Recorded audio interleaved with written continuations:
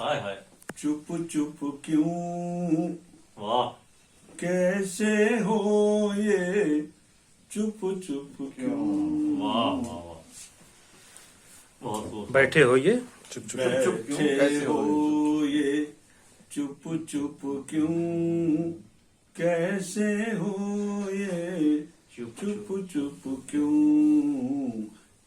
और आपके लिए शेर है। इरशाद। क्या तूफान उठाना है, वाह क्या तूफान उठाना है, बहते हो ये चुप चुप चुप क्यों। बहुत होगा, बहुत अच्छे, बहुत होगा। कैसे बहते हो ये। और शफी साहब के लिए शेर। इरशाद। कि लौट के रंगी शहरों से, लौट के रंगी शहरों से, आए हो ये चुप चुप क्यों। वाह वाह वाह, बहुत अच्छा था, बहुत होगा। बहते हो बड़े खूबसूरत हो ये गए। जवाब चुप चुप क्यों, वाह, कैसे हो ये, चुप चुप क्यों। बहुत होगा, बहुत होगा।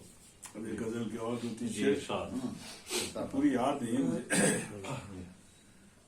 मतलब है कि बेकसी के आलम में वाह कौन गीत गाता है,